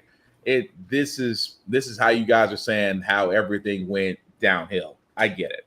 But yeah, it just looks like from Alien, like I said, Alien Earth. If you have not seen the latest episode, highly recommend that you do, because it is definitely alien worthy. If you've ever seen any movie from the franchise, it is definitely the oh crap, this is how it all started situation. So highly recommend that you guys do. However you want to watch it, whether it's the Grand Line or FX, completely up to you guys. But anime reviews, fellas, we got anything new on that side?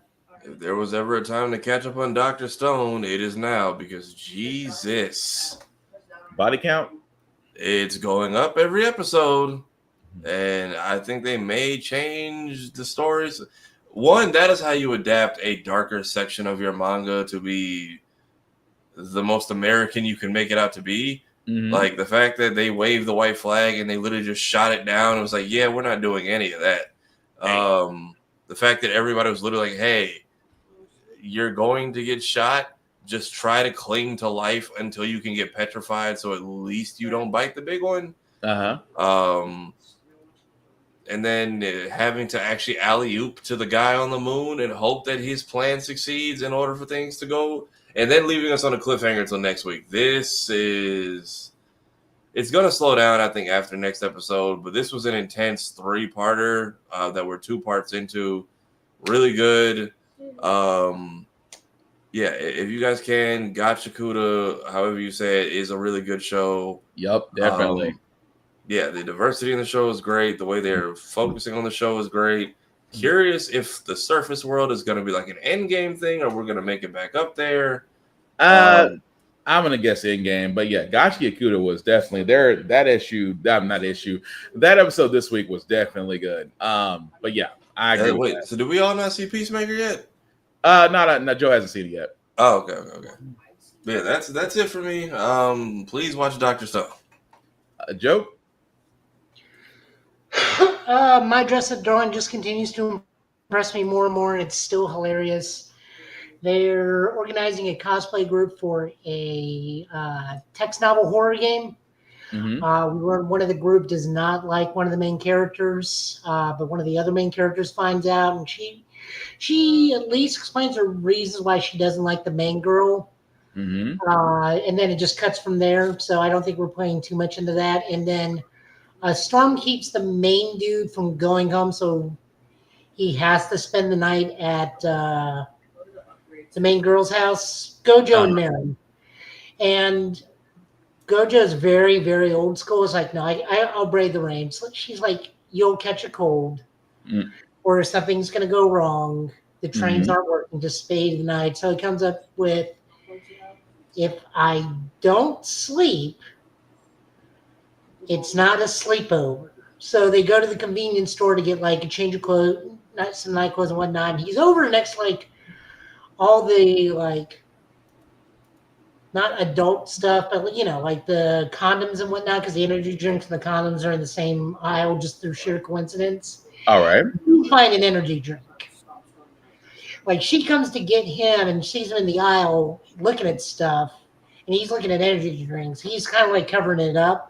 So she's just like, how much speed do you have? What are we doing tonight? And then he's like, well, tonight I don't intend on sleeping. Dang. And she's just like, it's reread. And I think she's down for it because it's already confirmed. Like, the end of the manga, they confirmed what happens to him in the future. So she's down, but it's just one of those like, am I ready in my heart for this? And totally misconstruing what's actually going on. Gotcha. God bless these two, because this is just one of those hilarious slice of life things that keeps me going. Nice. Okay. For myself, like I said, Gachakuda I follow with Tafar Eyes. Dr. Stone, I'm still catching up. Windbreaker, Rise of Shield Hero, Sakamoto Days, and Kaiju number 8 have all been great as they are beginning in their next arcs. So highly recommend those animes. Again, they're starting to hit their high points. Jujutsu Kaisen Season 3 was just announced.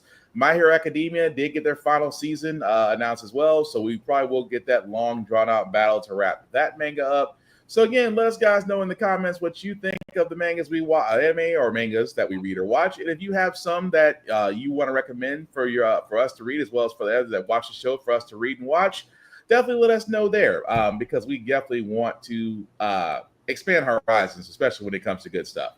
So, with that being said, we are going to go and move on to comics.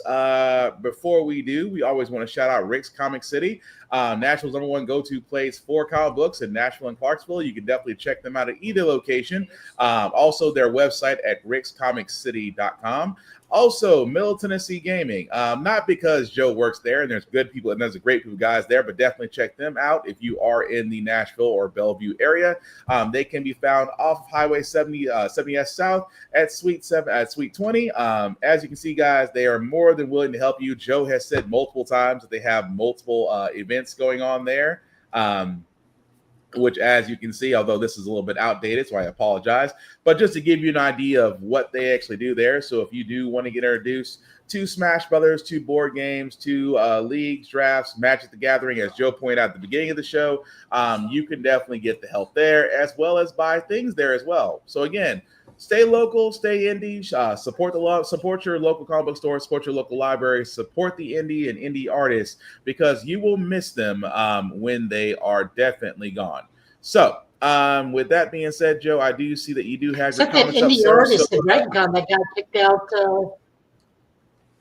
Oh yeah, I saw. So And except apparently that one- No. I heard you. I heard you.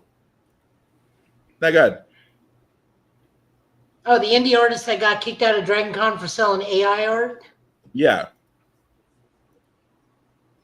They don't support indie artists like that.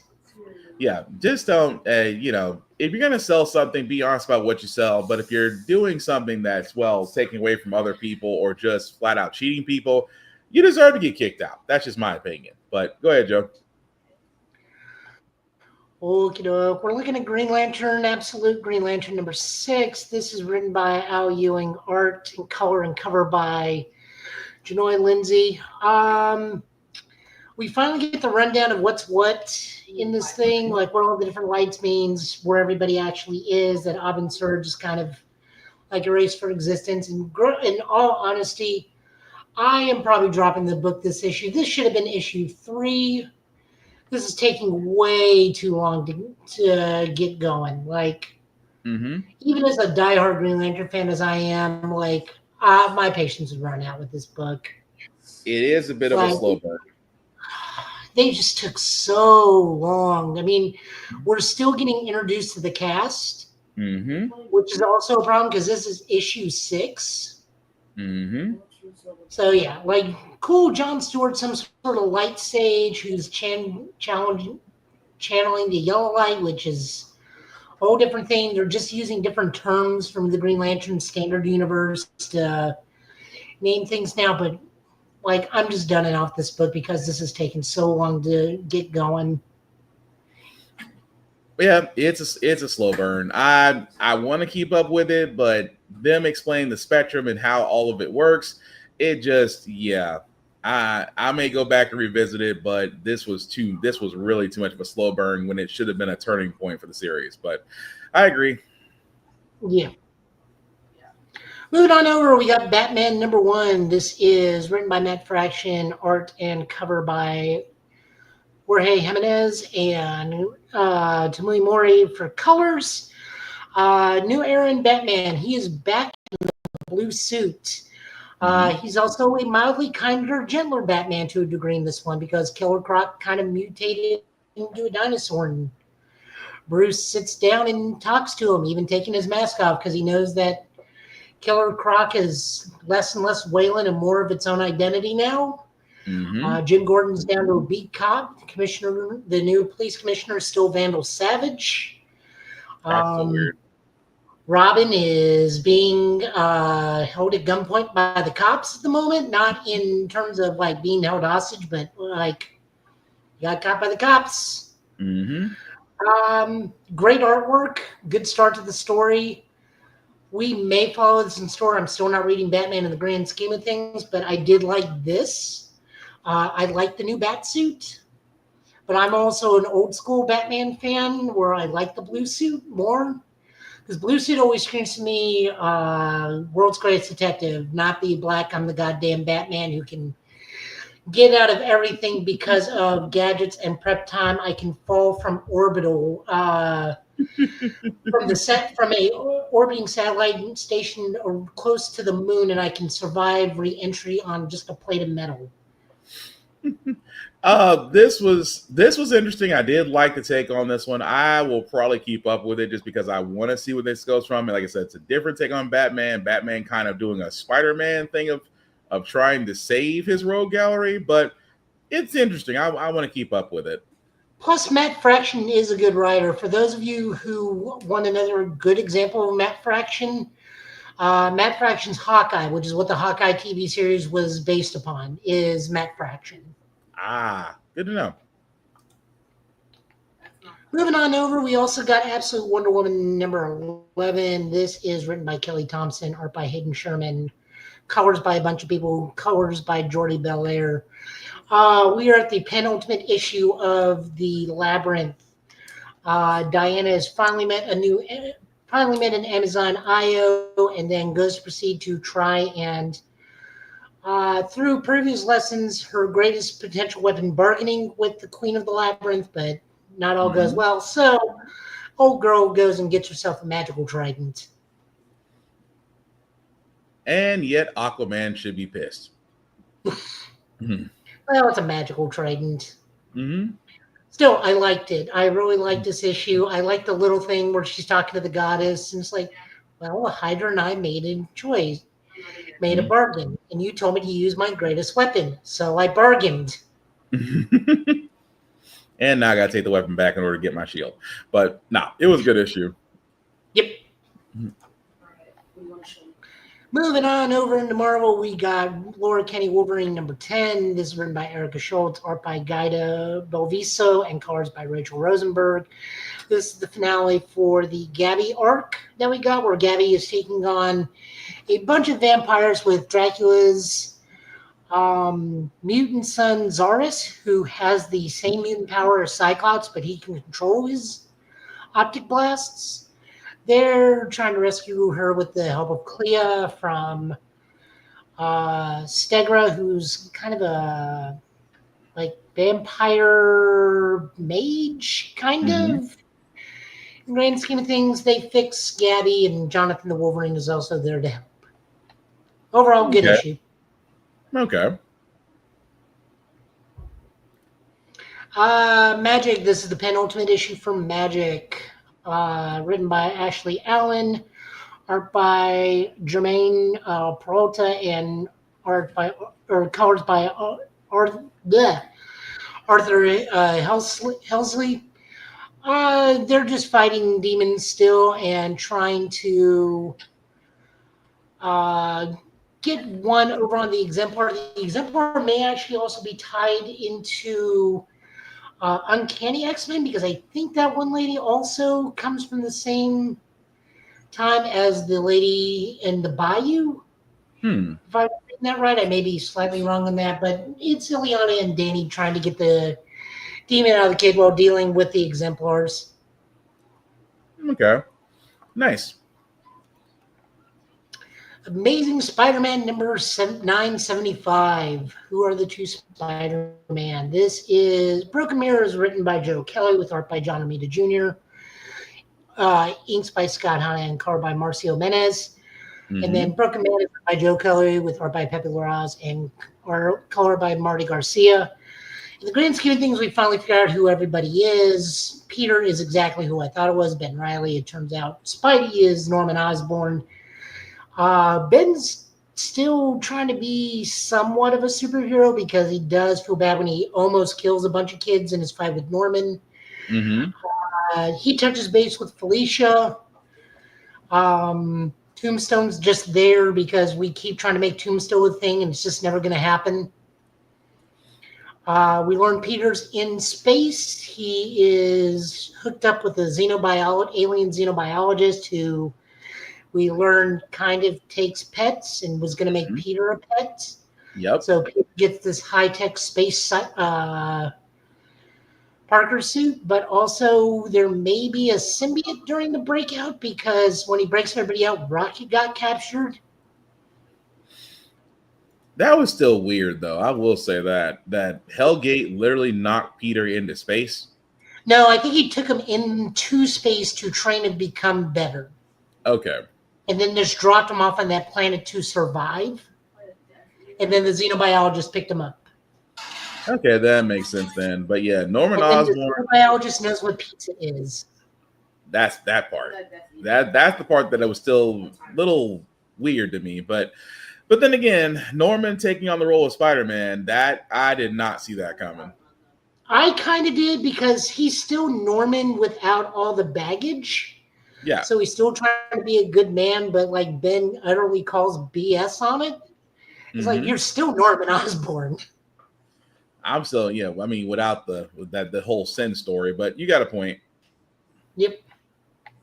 And then we also got Spider-Man 94 issue 1. This is technically season whatever the newest season is. Yeah. Yes, this is like season 6, 7, or 8. I don't remember which one. This is written by J.M. DeMatteis, with art by Jim Tao, and colors by Jim Campbell. This is picking right a little bit after the finale of the animated series, because Mary Jane is back. So Peter's already rescued Mary Jane. Mary Jane asks Peter to marry him, which he's kind of weirded out because of the whole clone Mary Jane being married to him. And then also technically they are married, but also are not married. And Peter just tells her, it's like, look, I just want to be sure it's you. I can't have my heart broken twice. But Peter, I love that MJ immediately calls BS on that. And then Moreland suddenly appears, and Kane also appears. So we got spider clones, but Kane is a clone being made by Moreland, not the Jackal. Yeah. So there's things, the artwork is 50-50. There are times where the art style for this book really works, and then there are some pages where it does not. That's fair. That's fair. Like that real big close-up of Peter where he just looks like, what have they done to my boy? Very much. It does look rough. I'm not going to lie. But then there are some other pages where he looks fantastic. It's almost like you let art school kick in at the wrong times. Yeah.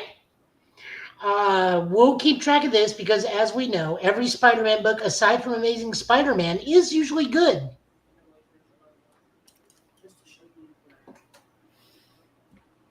That's not me being insulting. That's just a matter of fact. I said nothing. I know that look. I said nothing. I said nothing. And then we're looking at one last book, Star Trek Voyager Homecoming #1. This takes place immediately after the finale of Voyager. The crew is not out of the woods yet because they're dealing with shape-shifting aliens that have invaded the crew, trying to take over the bridge. We do get to see Paris and I forget what her name is, but their baby for the first time and other stuff. Balana. Balana, thank you. Balana. Good issue overall. I enjoy the Star Trek stuff when it's like this. Just continuing the story. I wonder if this is going to lead into Prodigy. That would be kind of cool. It should. But, it should. I mean, Species 8472 really doesn't get revisited a lot, so the fact they're trying to make them the primary villains of this story, I would give it a shot. But yeah, it's interesting. I will say that. Yep. That's it. Book of the week. I'll give it to Batman. It was just a solid read all around. All right. Sweet. Well, Joe, thank you for that. And as we're about to wrap up, guys, again, we always want to thank you guys for watching, for letting people know it's live, for sharing. We really do appreciate this. Again, we do apologize. Mother Nature just seemed to win the round last night, and we can't beat her and electricity. But if we ever find a way to harness lightning and electricity, we'd be rich. But with us signing off, I do want to start with the man, the myth, the legend. He is anywhere and everywhere, and trust me, he is. Tafar, you let people know where you're at and what you'll be doing, sir? Yeah, I have. Make sure I got these people tomorrow. I will be on the Black Nerdcast or Black Nerd Podcast tomorrow at 5 our time. Hit me up a couple weeks ago. Not sure what I'm getting into, but I will be over there. Pray for me because my whole house is sick and I'm currently the last man standing. Damn. Pretty sure my cat is patient zero in transporting the shit to room because she won't leave us alone. But I need to make it to Monday because I got invited to an early screening of the Demon Slayer film. So stay tuned for an early review of that. I also won a Game Boy from my people at Gamers Inc. Orlando and Frankenboy Customs. So this has a special backlight. It's got a glow-in-the-dark speaker. It's got the glowy Charizard, and then Professor Oak on the back. Where what does it say? Every journey begins with a choice. Yeah, cool stuff over here. I've just finished the I did a one and done stream yesterday of the what if mode for Spider-Man 1 because it was the 25th anniversary. I'm officially done with Twilight Princess. I think the only consistent game I have right now is Code Lyoko, which I think I might be done with this week. So I'm also going to try to stream the Tokon beta, but it's already half over, so we'll see. Yeah. Because it closes tomorrow, at 9 a.m. tomorrow. So yeah, they only give us 48 hours. That's some, and then they gave a bunch of us codes at 6 this morning. So, all right, I'm gonna try to maybe stream some of the Tokon beta. I did stream the Sonic Racing Crossworld stuff. I do have a skit out about Hollow Knight and Kingdom Hearts. Potentially making another one for Monday. I might push it to next week because I have so much stuff that got landed on my plate these last 48 hours. Unboxings, shorts, stay tuned, doing things all over the place with all of the people. And this is why I say he is consistently busy and yet somehow does this with very little sleep. Thank you, sir. Joe, another busy man, because he literally is. We'll let people know what you're up to and what you'll be doing, sir. Right after this, you can find me over at Middle Tennessee Gaming because I got to go help out there. I'll be there tomorrow night. Next week, we have a competitive commander night where you can win a chance and be in a raffle to get an unlimited Black Lotus, as well as qualify for regionals. Next Saturday, you can come learn how to play Cardfight Vanguard, get a free deck and a $5 store credit to buy a pack to upgrade your deck. So, Will, bring the kids. Let them learn a trading card game. Streaming MechWarrior 5 Mercenary Shadows of Kerensky DLC. Getting my ass kicked because the Inner Sphere just doesn't have what it takes in mech design anymore. What else am I doing? God bless. Me and Tafara, I got Ultrawatch episode 9 coming out. We're also going to try and watch the new streaming Kamen Rider, which drops tonight. Not our stream, the actual stream. The new Kamen Rider starts tonight. Kamen Rider Z at 9:30 tonight, Central Time. So we're going to see if we can't stream and take a watch of that without totally immediately copyright striking us. Because Subaraya, once again, they're good. They see that as free promotion for their show, and they just say, we're not allowing this in Japan. Fine. Fair enough. Tony, on the other hand, it's like, we're going to take your channel down because you showed 1 pixel of the left hip. So Nintendo, this is not a Game Boy. This is not a Game Boy, Nintendo. It is a boy game. Do not sue me. Also, I was going to ask Safari, why don't they have on the back Professor Oak's best quote? What's that? Take this You Pokemon. can't ride this bike inside. Which one? You can't ride this bike inside. You know what? I'll make it. If I ever get another one, I'll make that the request for the quotes. Have you never seen that? You actually No, that was the bane of my existence in Gen 1. It's like, don't you let me ride this down a tunnel with a dangerous adults inside. Don't fucking tell me you can't ride this bike inside here. God. Yeah, that's everything I'm doing. Of course, as always, I'm go and support and donate for Middle Tennessee. It's getting really hairy out there, guys. If you saw the news, go look up the Hyundai plant incident. Yes, that's messed up. That happened now. So just be alert, be aware, and of course, also go support local Asian owned stuff. And if you're in the Nashville area, go support my friend's boba shop. 2-time Nashville best boba in Nashville. Eat Bubbles. It's over in the L&L building off Charlotte Avenue. We're hoping Laura can get to be the 3-time champ. Nice. I still gotta try that boba tea when I get a chance. All right. So before I do get to myself, we always do shameless plugging, as we've always done here. Shout out to Always Press Record TV. Why? Because the Give It podcast can be seen there on APR TV, on the Roku channel, or Amazon Fire TV app. It can also be streamed from all smart devices. So definitely check out alwayspressrecord.com or APR TV. Also, check out blurstation.com, because why is another network where our content, our viewership, most importantly, our dollars should be going to. Definitely check out blurstation.com. Hit the join now button. It is $10.99 a month to stream Blur Station, and Blur Station can be streamed on all smart devices. So definitely check them out. Also, guys, please check out the Give It podcast on all socials: Facebook, YouTube, Twitch, Instagram. Pretty much with the social, you'll find us. Like, share, subscribe. We cannot do any of this without you. As for myself, Black_Spartan615 on the socials. Definitely like and follow me there. I usually talk to everybody, but just don't be weird. I don't want to start blocking folks. At the same time, guys, please don't doom scroll. Protect your peace. Find something that makes you laugh, makes you happy. Check on your friends, call or text at the same time, guys. Also, and I do mean also, we do try to be a happy place, but definitely be aware. Try to help out, because right now, as Joe had pointed out, there is some weird stuff going on, and also very messed up stuff. But we're trying to keep it happy and positive. But please be aware and try to help out in your surroundings. Also, cosplay rules still apply. Respect the cosplayer at all times. Cosplay is not consent. Please wash your ass. As Tafari has pointed out, germs and cases are popping up everywhere. So please wash your ass, clean clothes. It would be most helpful. And again, talk and share, discuss your fandoms with others.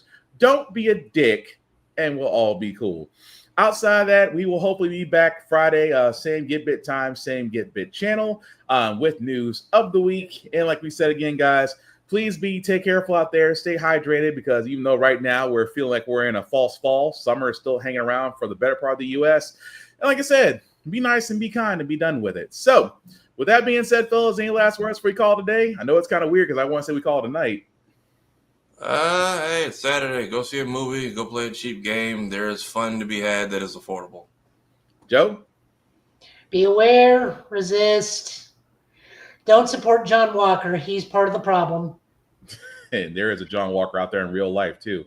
But with that being said, John Walker, be on the lookout for when we drop stuff, because all of us are just dropping stuff all the time right now. We're so busy. I'm so tired. We're all very tired. But thank you all for watching and still rocking with us this Saturday afternoon. Hopefully you guys enjoy your weekend. Please make smart decisions. Nobody wants to be in jail. I've been Spartan. He's been Joe. He's been Tafari. This has been the Give It podcast, guys, for Saturday. Thank you all for watching. Take care of yourselves and each other. And I promise we will all get through this. Have a good weekend, guys. Peace.